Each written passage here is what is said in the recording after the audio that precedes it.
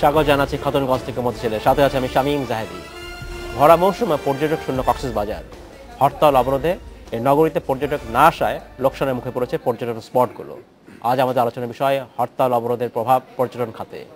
এ নিয়ে আলোচনা করতে আমার সাথে স্টুডিওতে রয়েছেন জার্নি প্লাসের প্রধান নির্বাহী এবং ট্যুর অপারেটর্স অ্যাসোসিয়েশনের পরিচালক তৌফিক রহমান।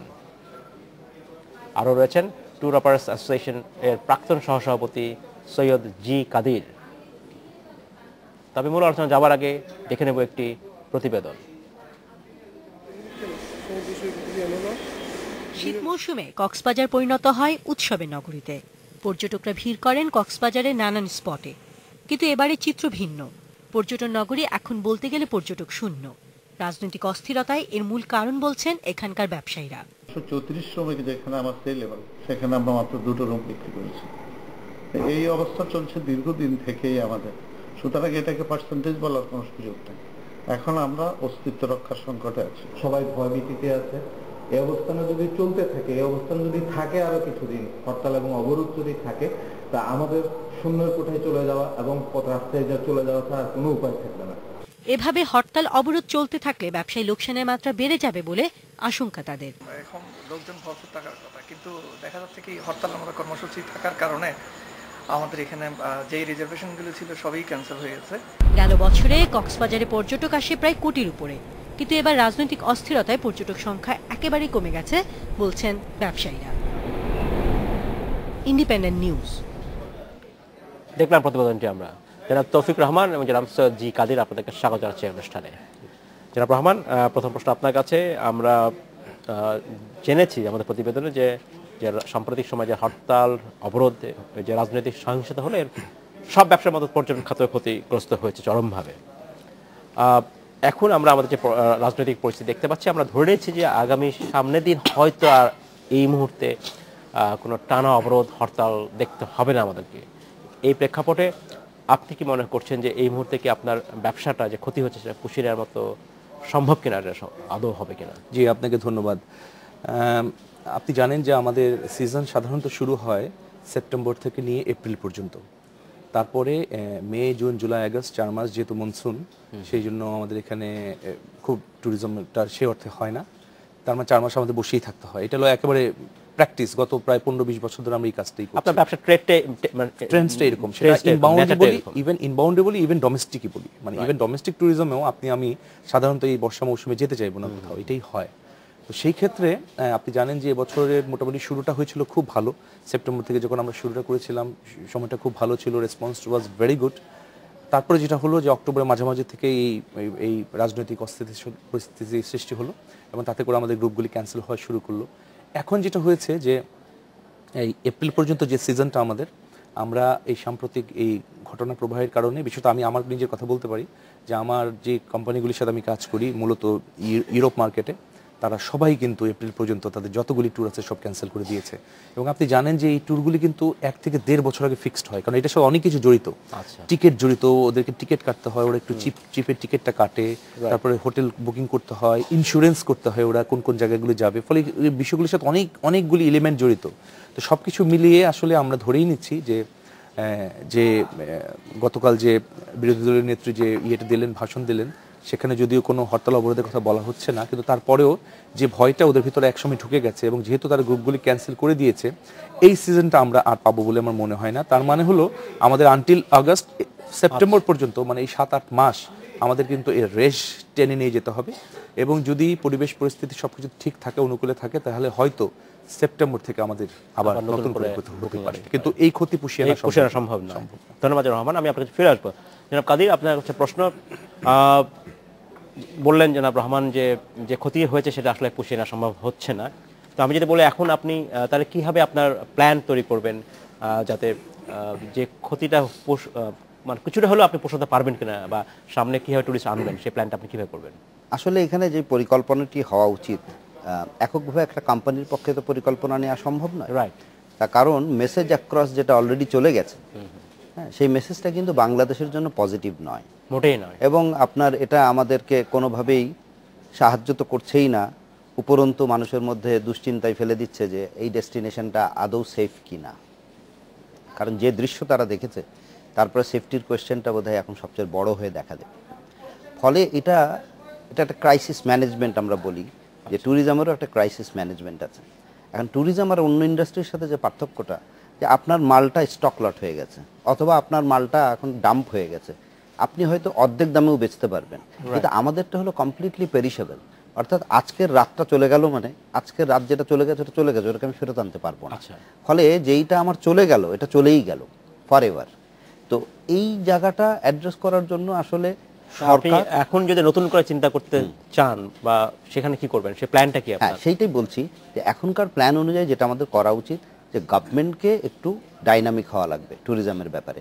আমাদের যে ফরেন মিশনগুলো আছে, তারপরে আমাদের যে ট্যুরিজম বোর্ড আছে, এরা একটা মেসেজ এখন কিন্তু দেওয়ার সময় এসছে যে Bangladesh is now in a peaceful situation, হ্যাঁ, এবং তোমরা এখন ট্রাভেল করতে পারো এবং আমরা আশা করি যে তোমাদের কোনো সমস্যা হবে না। এই মেসেজটা কিন্তু যতগুলো আমাদের ট্যুরিস্ট জেনারেটিং কান্ট্রি আছে সেই জায়গাগুলোতে আমাদেরকে কিন্তু অ্যাড্রেস করতে হবে। এটা হলো এক। 2 নম্বর হচ্ছে যে আমাদেরকে আরো বেশি বেশি বাইরে রোড শো করতে হবে।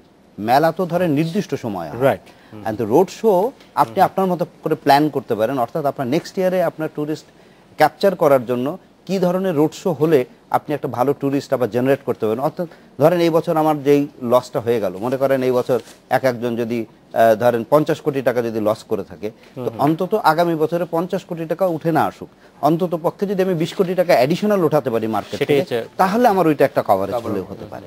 তো এই প্ল্যানিংটা খুব জরুরি, এবং এটা বোর্ডের কাজ। বোর্ড এবং গভর্নমেন্ট, হ্যাঁ, ট্যুরিজম বোর্ড এবং গভর্নমেন্ট মিলে এই প্ল্যানটা, আমরাও সহযোগিতা অবশ্যই করবো, আমাদের বাদ দিয়ে নয়, কিন্তু আমাদের সহই এই ধরনের পরিকল্পনা ছাড়া কিন্তু সম্ভব না। হ্যাঁ, ধন্যবাদ জনাব কাদির। জনাব রহমান, জনাব কাদির বলছিলেন যে সরকারের এখন দায়িত্ব রয়েছে, মিশনগুলোর দায়িত্ব রয়েছে, যারা কাজ তাদের একটা নতুন মেসেজ দিতে হবে। সাম্প্রতিক সময়ে বিভিন্ন দেশ তাদের নাগরিকদের জন্য ট্রাভেল অ্যালার্ট জারি করেছিল, এবং যেখানে বলা হচ্ছিল তাদের দেশের নাগরিকদের জন্য বাংলাদেশে এই মুহূর্তে ভিজিট করাটা নিরাপদ নয়। সেক্ষেত্রে এই প্রেক্ষাপটে আসলে আপনার কি মনে হয় যে এই অ্যালার্টগুলো দূর করার ক্ষেত্রে আসলে কিভাবে কাজ করতে পারেন আপনারা এবং সরকার একসাথে? জি, আপনাকে ধন্যবাদ। যে কথাটা কাদের সাহেব বললেন সেটার সাথে আমি একটু যোগ করি। সেটা হলো যে আমাদের এই মুহূর্তে যেটা দরকার সেটা হলো যে পজিশনিং স্ট্র্যাটেজি, মানে ইমেজ বিল্ডিং স্ট্র্যাটেজি। যে ক্ষতিটা হয়েছে, যে মানুষের মাথার ভিতরে যে ইয়েটা ঢুকে গেছে, ছবিটা ঢুকে গেছে, সেটাকে আসলে মুছতে হবে, ইরেজ করতে হবে। এবং সেই ক্ষেত্রে যদি আমরা আজকে যদি ইভেন ভারতের মতো হতাম, কিংবা আজকে যদি সিঙ্গাপুর মালয়েশিয়ার মতো হতাম, আমার ট্যুরিজম বাজেট যদি এরকম হিউজ আকারে হতো, তাহলে তো আমি তো বলতাম যে আমাদের এখান থেকে অন্তত 4-5টা টিম ছোট ছোট আকারে, সেখানে বেসরকারি প্রতিনিধি থাকবে, সরকারি প্রতিনিধি থাকবে, তারা এই যে ট্যুরিস্ট জেনারেটিং কান্ট্রি, এবং ট্যুরিস্ট জেনারেটিং কান্ট্রি কিন্তু খুব বেশি না আমাদের এখানে, হাতে গোনা কিন্তু 15 থেকে 20টা দেশ থেকেই কিন্তু প্রধানত আমাদের এখানে মূল টুরিস্ট আসে, যদি আমি ইনবাউন্ডের কথা বলি। ফলে আমার বক্তব্য হবে যে ওদের দেশে তোমরা চলে যাও। যে রোড শোর কথা বললো, road show along with the embassy people, প্রায় প্রতিদিনই এখন আমাদের মিডিয়া ক্যাম্পেইন করতে হবে, অ্যাওয়ারনেস করতে হবে, ওখানকার লোকাল মিডিয়াদের ইনভাইট করতে হবে যে তোমরা যা ভাবছো বিষয়টা সেটা না, পরিস্থিতি অনেক উন্নত হয়েছে, তুমি এখন এই জায়গায় যেতে পারবা, ভিডিও প্রেজেন্টেশন করতে হবে, এগুলি করাটা জরুরি। আর যেহেতু আমাদের বাজেটের একটা সীমাবদ্ধতা আছে, সেজন্য আমি মনে করি যে এম্বাসিগুলিকে এখন একটা বড় ভূমিকা নিতে হবে, এবং ওদের জন্য কিন্তু কাজটা করা খুব সহজ। কারণ ওখানে এই যে আমার এখানে আসা যাওয়ার ক্ষেত্রে অনেক খরচ, অনেক কিছু আছে, এবং ওদের কিন্তু প্রধান কাজই কিন্তু এইটা। এবং একটা যেটা সুবিধা আছে যে আপনি যখন কান্ট্রি ব্র্যান্ডিং করবেন বা ইমেজ বিল্ডিং করবেন বা পজিশনিং স্ট্র্যাটেজি বা ক্যাম্পেইন করবেন, তাতে কিন্তু পর্যটনের সাথে সাথে কিন্তু আপনার অন্যান্য যে ব্যবসা প্রতিষ্ঠান সকলেই কিন্তু উপকৃত হবে। কারণ দেশ যদি পজিটিভ একটা জায়গায় যায়, ফলে পর্যটনের সাথে সাথে সবাই এগিয়ে যাবে। তো আমি মনে করি যে এই মুহূর্তে সবচেয়ে বড় ভূমিকাটা রাখতে পারে আমাদের পররাষ্ট্র মন্ত্রণালয়, অবশ্যই সেটা পর্যটন মন্ত্রণালয়, এবং যেহেতু বাংলাদেশ ট্যুরিজম বোর্ড গঠিত হয়েছে তাদের সমন্বয়, এবং সেখানে আমাদের ভূমিকাটা খুব বড়। কারণ আমরা আসলে জানি যে কোন কোন জায়গা থেকে এই ইনকোয়ারিগুলি আসছে, কোন কোন জায়গাগুলোতে এই মুহূর্তে আমাদের আরেকটু বেশি এমফাসিস দেওয়া দরকার, সেই কাজটা করা খুব জরুরি। ধন্যবাদ জনাব কাদির। আপনার কি মনে হয় যে আপনারা দ্রুত ট্যুরিজম বোর্ড বা সরকারের সাথে বা আপনারা অ্যাজ এ অর্গানাইজেশন, আপনাদের সমিতি অ্যাসোসিয়েশন থেকে আপনারা কি বসার কোনো পরিকল্পনা করছেন কিনা বা কি করবেন কিনা? হ্যাঁ, আমরা এটা নিয়ে চিন্তা ভাবনা করছি, যে কারণ আমরা তো অপেক্ষাই করছিলাম যে আমরা কোন অবস্থা দিয়ে যাচ্ছি এবং আসলে আমরা সামনে কি করতে পারি। তো এখন সেই অবস্থাটা নিশ্চয়ই এসছে, আমরা এটা অনুমান করছি যে সামনের দিনটি নিশ্চয়ই এত ভয়াবহ থাকবে না। ফলে নিশ্চয়ই আমরা এটা নিয়ে বোর্ডের সাথে বসবো, নতুন মিনিস্টার হয়েছেন, তার সাথেও আমরা আলাপ করব, প্লাস মিনিস্ট্রিরও পদক্ষেপ নেওয়ার বিষয় আছে। তো এটা সামগ্রিক উদ্যোগ থাকবে, আমাদের দিক থেকে তো থাকবেই, এবং আমরা সেটা আশাই করব যে সরকারও একইভাবে আমাদের এই উদ্যোগের সাথে সায় দেবেন এবং সাড়া দিয়ে এগিয়ে আসবেন, যাতে করে আমরা পজিটিভ পদক্ষেপ নিতে পারি, যেটা বাংলাদেশের ট্যুরিজমের ক্ষেত্রে হেল্পফুল হবে। And side by side actually ট্যুরিজমের গ্রোথ হওয়া এবং ট্যুরিজম ভালো হওয়া মানে আদার ইন্ডাস্ট্রিও বেনিফিটেড হবে। বিভিন্ন সময় আপনার সরকারের সাথে বসেছেন, বিভিন্ন সময় বসেছেন, তখন সেই অভিজ্ঞতা কি মনে হয় যে আপনারা যখন ইন্ডাস্ট্রির পক্ষ থেকে এই সমস্যাগুলোর কথা বলেন, বিভিন্ন সমস্যার কথা সরকারের সাথে আলোচনা করেন, এর সমাধানে কি খুব একটা দ্রুত পদক্ষেপ দেখেছেন আপনারা সরকারের পক্ষ থেকে? আসলে বিষয়টা হচ্ছে যে আমরা তো আসলে মানে বাংলাদেশ নামক একটি দেশে বাস করি, এবং যেখানে একটি আমলা নির্ভর একটি দেশ আমি বলবো আর কি, এবং আমরা তার জটিলতার কথা আমরা অনেক ছোটবেলা থেকে শুনে এসেছি। যেটা এখন একটা যে সুবিধাটা এখন সেটা হচ্ছে যে আমাদের প্রায় 15, 20, 25, 30 বছর আগের একটা দাবি ছিল যে আমরা একদম প্রাইভেট পাবলিক পার্টনারশিপের একটা জায়গা তৈরি করতে চাই, যেটা আমরা ট্যুরিজম বোর্ডের কথা বলছি। এবং বিলম্ব হলেও সত্য যে 2010 সালে বাংলাদেশ ট্যুরিজম বোর্ড গঠিত হয়েছে, এবং সেখানে আমাদের প্রাইভেটেরও এক ধরনের রিপ্রেজেন্টেশন আছে। ফলে হয়েছে যে পরিস্থিতিটা গত 3 বছর ধরে একটু ভিন্ন। মানে যেটা হয়েছে যে আমরা কিছু কথাবার্তা বললে আগে যেটা ওরা মোটে আমলে আনতো না, এখন মোটামুটি আমলে আনে এবং আমাদের মতো করে চলার চেষ্টা করে। কিন্তু সমস্যাটা অন্য জায়গাটা হচ্ছে যতক্ষণ পর্যন্ত না মানে আমাদের রাষ্ট্রীয় ক্ষমতায় যারা থাকবেন তাদের প্রায়োরিটি লিস্টে, আমি আবারও বলি যে প্রায়োরিটি লিস্টে পর্যটন না থাকবে ততদিন পর্যন্ত কিন্তু ওনারাও আসলে ইচ্ছে থাকা সত্ত্বেও কোনো কাজ করতে পারবে। ধন্যবাদ রহমান। আমাদের সময় হচ্ছে বিরতিতে যাবার, ফিরে এসে আমরা কথা বলবো। সময় হলে একটা বিরতিতে যাবার, ফিরছি শীঘ্রই, সাথেই থাকবেন।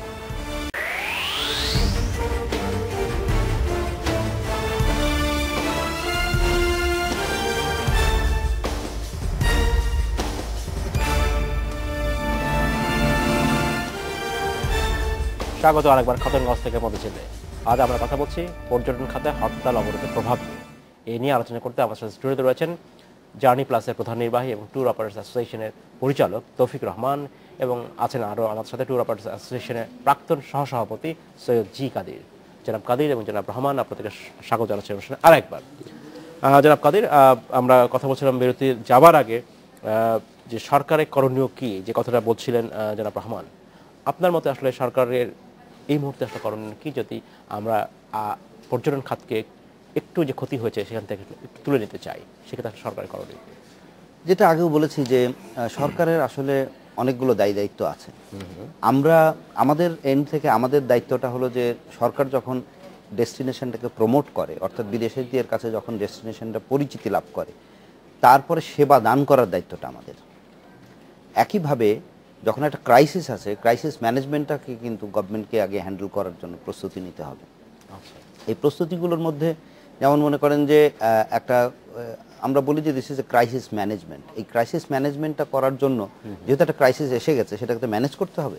ম্যানেজ করার জন্য যেই বিষয়গুলো দরকার সেটা হলো, একটি হলো যে আপনার বিদেশে আমাদের যে মিশনগুলো আছে তাদেরকে, বিদেশে যেসব ট্যুর অপারেটর আছে, মিডিয়া আছে, এদেরকে ইনফরমেশনগুলো দেওয়া যে Bangladesh is a safe destination এবং Bangladesh is a welcoming destination.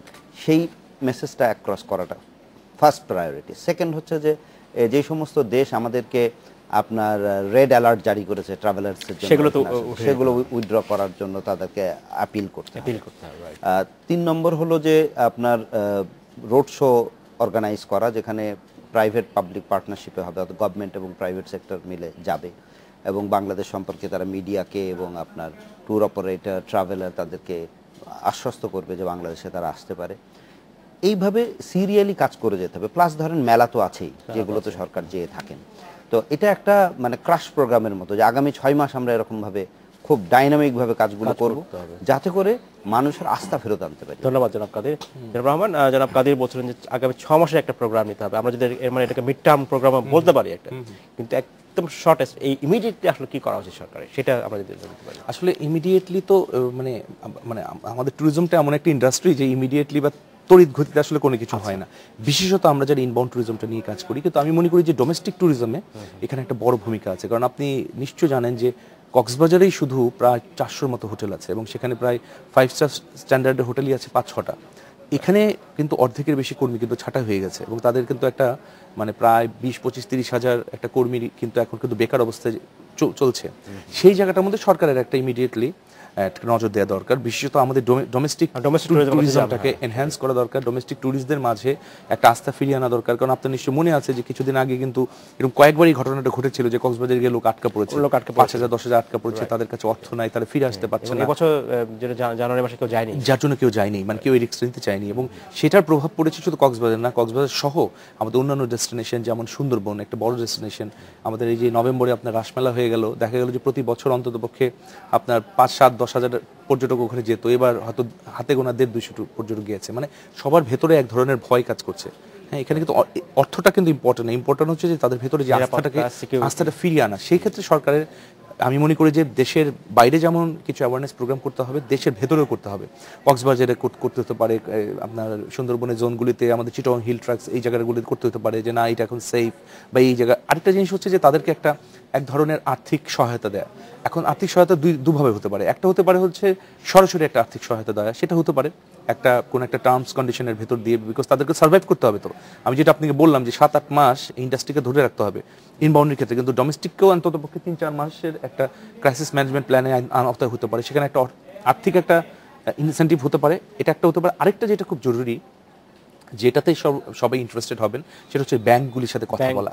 Bank, কারণ প্রত্যেকটা কিন্তু প্রতিষ্ঠানের কিন্তু ব্যাংকে একটা বিশাল ধরনের কিন্তু লোন আছে এবং সেখানে প্রতি মাসে কিন্তু তাদেরকে একটা করে ইনস্টলমেন্ট দিতে হচ্ছে। সেই জায়গাটায় একটু রিল্যাক্স করা যায় কিনা, সেই জায়গাটা তাদেরকে একটা ছাড় দেওয়া যায় কিনা, বা আগামী 3-4 মাস। বাংলাদেশ ব্যাংক থেকে একটা সার্কুলার জারি করা হয়েছে এবং সেখানে বলা হয়েছে যে লোন রিশিডিউল করার ক্ষেত্রে কিছু শিথিলতা করা। সেটা আমার ধারণা যে যেহেতু আমাদের বিজেএমই বা গার্মেন্টস সেক্টরের নেতারা তারা একটু বেশি প্রভাবশালী, হয়তো তারা সেই কাজটা করে নিয়েছেন। কিন্তু এই জায়গাটায় ইঞ্জিনিয়ার হয়তো সবার জন্য আমি জানি না আমাদের পর্যটনের সাথে যারা আছেন, বিকজ তাদের লোনের পরিমাণটাও অল্প, হয়তো 1 কোটি টাকা, 50 লাখ টাকা, 2 কোটি, 5 কোটি, 10 কোটি এরকম একটা জায়গা।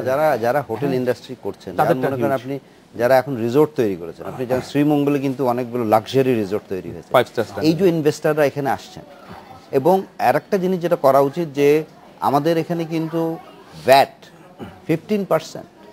আচ্ছা, হ্যাঁ, তারপরে আপনার সার্ভিস চার্জ তো হোটেলগুলো নেয় আরও 10%, ধরেন 25% এখানে কিন্তু অ্যাড আপ হচ্ছে।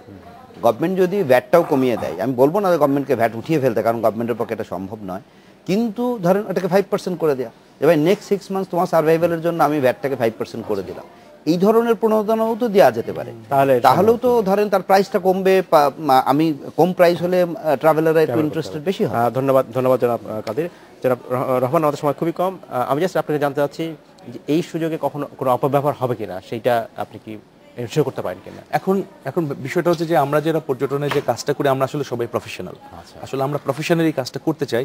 এবং আপনাকে ছোট্ট একটা উদাহরণ দিতে চাই যে বেশ কয়েক বছর আগে সিঙ্গাপুর এবং মালয়েশিয়াতে যখন সার্স রোগের প্রভাব দেখা গেল, তখন হঠাৎ করে কিন্তু তাদের দেশটা কিন্তু পর্যটক শূন্য হয়ে গেল। বিশেষত সিঙ্গাপুরের কথা আমি বলতে পারি যে এখানে হিউজ টুরিস্ট আসে, সেখানে হঠাৎ করে পর্যটক শূন্য হয়ে গেল। তখন সেই দেশের সিঙ্গাপুর ট্যুরিজম বোর্ড এই প্রাইভেট ট্যুর অপারেটরদেরকে ডেকে এনে বলেছিল যে ওকে ফাইন, এই ঘটনা হয়েছে, এখন তোমাদের দায়িত্ব আগামী 6 মাসের মধ্যে এই সংখ্যক পর্যটক নিয়ে আসার, দরকার হলে তোমাদেরকে আমরা একটা ইনসেন্টিভ দিচ্ছি। ধন্যবাদ রহমান, আমরা সেই ইনসেন্টিভটাই চাই। আমরা আশা করব সেটা আপনারা সঠিকভাবে ব্যবহার করবেন এবং পর্যটন খাতের উন্নতি যেটা অব্যাহত ছিল সেটা অব্যাহতই থাকবে। ধন্যবাদ জনাব রহমান, ধন্যবাদ জনাব কাদের। এই অনুষ্ঠানে আসার জন্য আপনাদের অসংখ্য ধন্যবাদ।